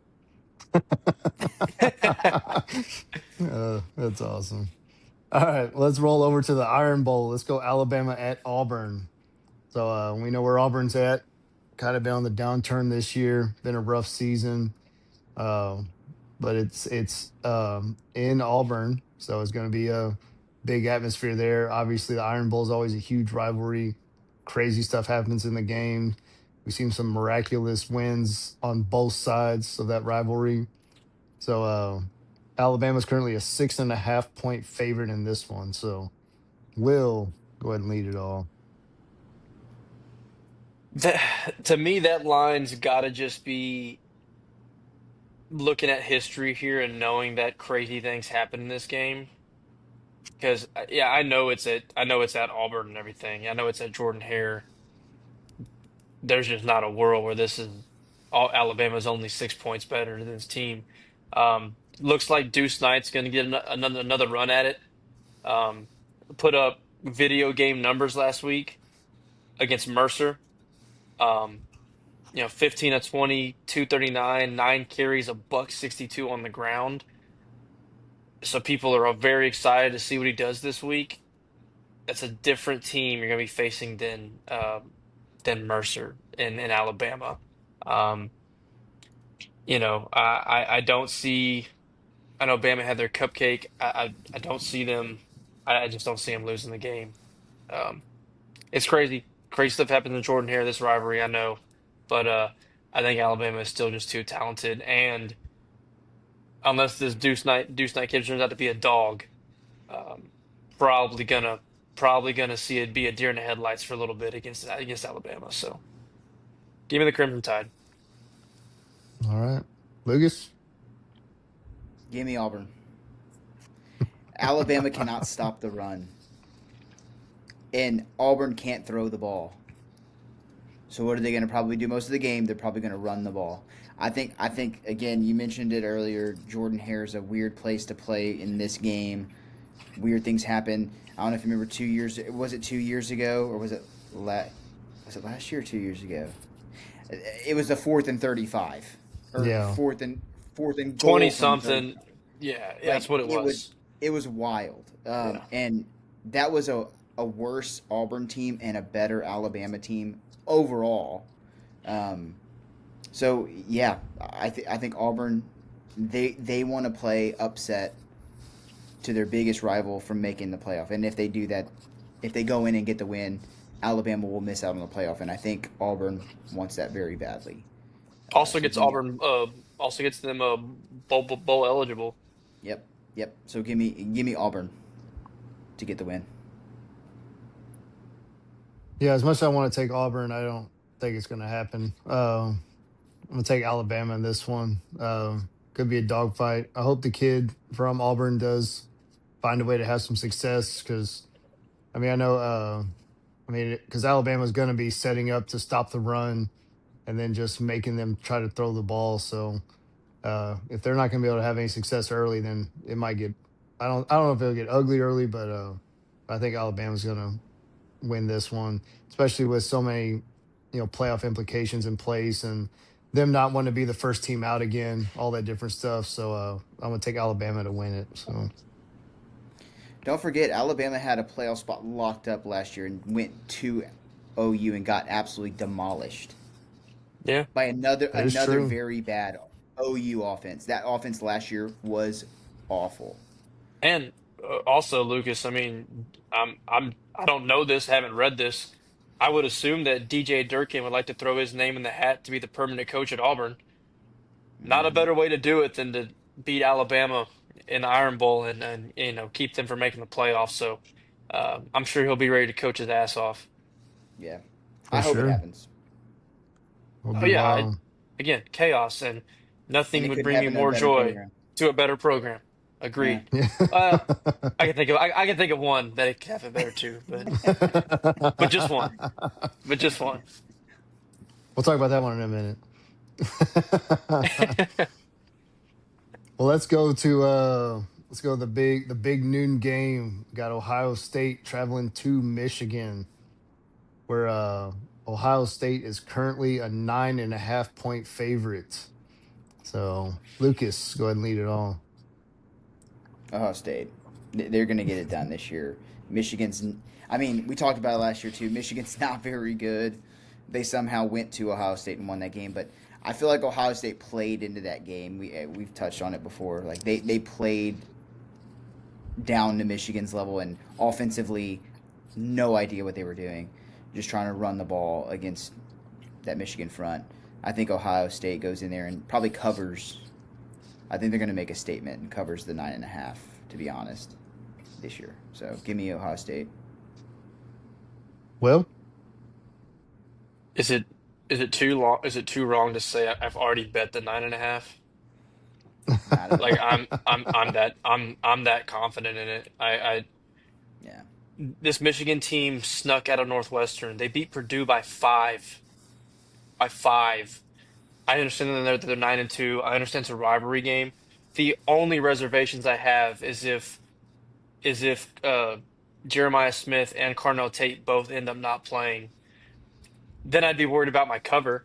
I still think Ohio State wins, but I'd be worried about my cover. But if both those guys play and they're both healthy, it's a monumental collapse for Ohio. I mean, I've been dogging them all year. I guess I shouldn't. They are 9-2, but if you want to talk about a fraudulent 9-2 team, look no further than the Michigan Wolverines. So yeah, Ohio State by a lot. Does Michigan score a touchdown? I think I, I think 10 is the max. I think Yeah, 10 is the max Michigan can score in this game. agreed. I'll take chaos, man. Bryce Underwood will be running for his life. No I'm way. gonna take I'm gonna take Michigan. 5 game winning streak. Ryan Day got the yips. Ohio State's gonna Mm. fall in their face going to Ann Arbor. I'm taking the Wolverines with the big I There's no way wouldn't. you upset. believe that. There's no way you believe that, Brian. Hey, I'm at the There's bottom of not the a Wouldn't pick 'em, world be. that you believe that's going to happen. dude, I I wouldn't be mad don't about it. I believe anything, dude. After last year, because I mean, we said the same thing last year. We That's said fair. this We did. Michigan team is absolutely abysmal.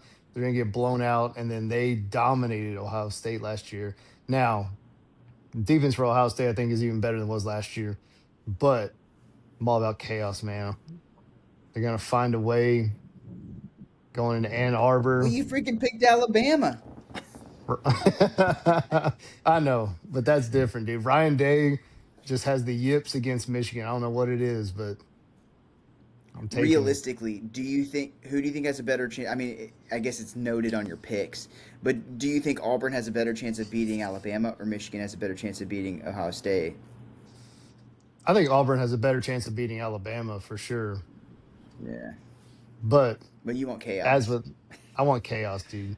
Now, I mean, what does chaos mean? Ohio State drops to number 3 and then plays the Big Ten I, championship. So, I mean, I, I don't think they get a bye. They will because if Brian's they right. beat Then Indiana, they go kick the shed of Indiana. Yeah, I'll say Indiana's the real losers if Ohio State loses to Michigan again.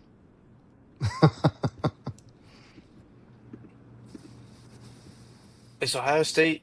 I don't know. I don't know the tiebreakers though. Is Ohio State in the Big Ten championship game with the loss? surely. Michigan would No, be Oregon. 8. Michigan would be 8-1, and Oregon would presumably be 8-1. I You said I legitimately Oregon. don't know the tiebreakers. I don't know the tiebreakers It's probably head. because It's probably record. Like it's probably common or opponent record. And I because would think Ohio State Oregon. didn't play any of them except Michigan, and Michigan would then have the head-to-head over them, and Oregon didn't play Michigan either. So it'd probably be. It would And either be Oregon or yeah, Michigan. So if Mm. Michigan beats Ohio State, then Ohio State's not in the playoff or not in the Yeah. championship. or no, Wow. that might be exactly what they want, boys. They turned I into a mean, juggernaut after the loss last year. you're right. And then good luck to James Madison playing Ohio State in the first round. Yeah. Yeah. Dude, that's wild. Because yeah, I mean Oregon and Michigan would get in before them. And I think Oh, Oregon would get I think if Michigan wins it'll be Oregon Indiana. Dude, check this. If Michigan wins and Washington beats Oregon, then Michigan's in the Big Ten championship. Yes. Yes. But if Oregon wins, it'll be Indiana Oregon. Which, dude, I mean, Oregon going to Washington, if that's another sneaky rivalry. Hmm. Washington's Sneaky. bad. Yeah. I know, man. I'm just saying. I think it's as oh sneaky man, as LSU going to Norman and beating OU.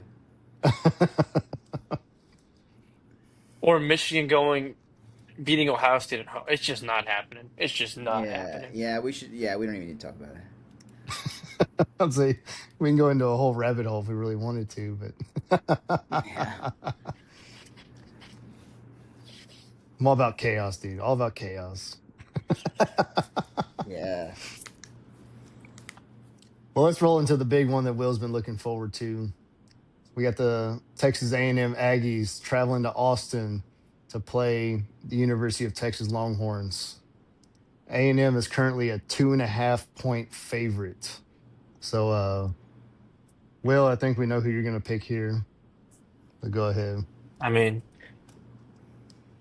yeah, I'm taking the 11-0 fighting Texas Aggies. Now, am I going to sit here and puff my chest and say we're going to go into Austin and just kick the shit out of them? Absolutely. But no, I mean it's gonna be a dogfight. I mean, I think it's gonna be a dogfight. Texas is playing good football. I'm not gonna sit here and deny that. Do I think? Do I think we have the? Do I think we're gonna win the battles up front, especially my defensive line against Texas's? Yes. Now, are we susceptible to the big play? Absolutely. We've given up a pass over 25 yards in every SEC game we played this year. It's not a great stat. Um, other than that, can Texas's defensive line, I mean, I'm sorry, can Texas offensive line stop our pass rush enough? I don't think so. And if we can contain the run, which seems to be very not easy, but doable against this Texas front, if we can put Arch in bad situations and make him have to make throws and read the defense, I think we're in a good spot. Now, our offense cannot falter either. Texas has a decent defense. So, good news is, sounds like Ruben Owens is back this week. Sounds like Mario Craver could have played last week against Sanford. There was just no reason to. So, it sounds like he's going to be healthy. Um, Le'Veon Moss sounds like it's trending. He's not going to play. So, we were hoping to get him back, but still have a deep running back room there without him. Hopefully, he'll be back for the either SC championship game or playoff, either one. But yeah, it's a rivalry game. It's going to be fun. Um, I would love, I guess, I really would love to sit here and puff my chest and say all these bad things, but I do. I think it's gonna be a really good football game. I think A&M is the better team. I think we win, but it's gonna be fun. It's gonna be fun. Lucas? Yeah, I'm gonna go Texas A&M as well. I think a lot of the things Will said is true. I think Texas's offensive line is not going to be able to hold up against that pass rush. I think Texas has a very good pass rush and a very good front seven, but A&M's O line is very good. But if they play like they did in the first half against South Carolina and they get down, they might be in trouble. Will Obviously, be Texas, will be in yeah, trouble. Texas is a lot better football team, and I don't think are going to allow Lay that down, big yeah. lay down for that to happen for them to make the comeback like South Carolina did. You did talk about Texas's defense being very good, but in their last four conference games, they've given up 30 plus to every team. That's Mississippi State, Vanderbilt, Georgia, and Arkansas.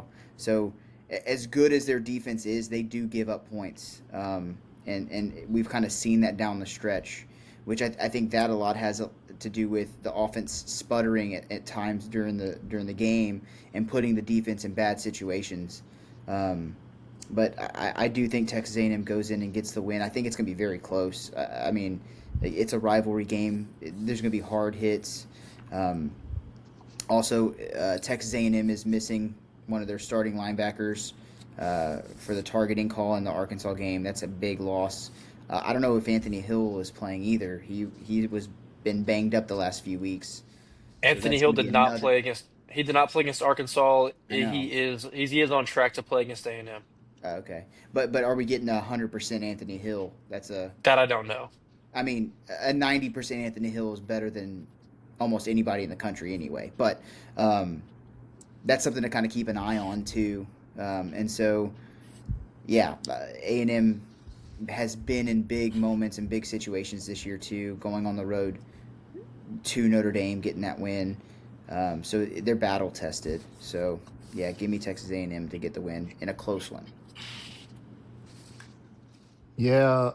I mean, I've really been back and forth on like who I think's going to win. I think the biggest thing for me is going to be like Michael Taft was out with those injuries, and since he's come back, he's been bad. Like, he's been rough, Mm-hmm. and the secondary's had a lot of holes. And with Craver coming back, I mean, I think it's going to be that's going to be a big thing. Is is the offensive line going to be able to keep the Texas pass rush out? And if they are, I mean, I feel like Concepcion and Craver can just have a huge night. Um, Bethel Roman and too, I'll, man. He's come on strong as like a yeah, deep Yeah. threat. and also just with A&M's third down defense, I mean, with Texas' inability to run the ball, I mean, I think it's going to be tough, especially you start putting in arts, like you said, in those tough situations, those third and mediums, third and longs consistently. Just putting a lot of tough situations. So um, I'm gonna take A&M just because I think it's gonna be. I do think it's gonna be a really close one. It's just gonna be. It's gonna be those little turning points, like the difference. How's Arch gonna be able to handle the situation? How's the offensive line gonna be able to block? And then defensively, how are they gonna be able to handle those three big receivers on top of their running game, especially with Owens coming back? So I think I'm with both of y'all. It's gonna be a dogfight. Gonna be really close. Uh, but I feel like A&M's gonna just find a way to win at the end of it. So should be going. It's gonna be a fun game though. I'll Yeah, be watching on my phone from Calhoun High School. No, go ahead, I Will. I'll say this. Texas has to get something clicking early because if they're not if it's a if A&M has the lead at halftime, I think they're in trouble because A&M's ability to wear teams down in the second half has happened game after game this year, and we saw what happened to Texas at Georgia. Like it can get away from them, and A&M's done a very good job in multiple games in the second half, just starting to really choke the life out of teams, either on offense, just wearing their defense down, or the pass rush finally getting home on the offensive line. So Texas has to get something going early. And I'll even say I think they need to be up by a touchdown to 10 points at halftime, or I think they'd be in trouble. Um, I think the 2.5 is probably about right. This, in my opinion, is a coin flip game. The one thing I will say is Texas obviously won last year and was a better football team than A&M on the road. I don't think Texas is near as good across the board as they were last year.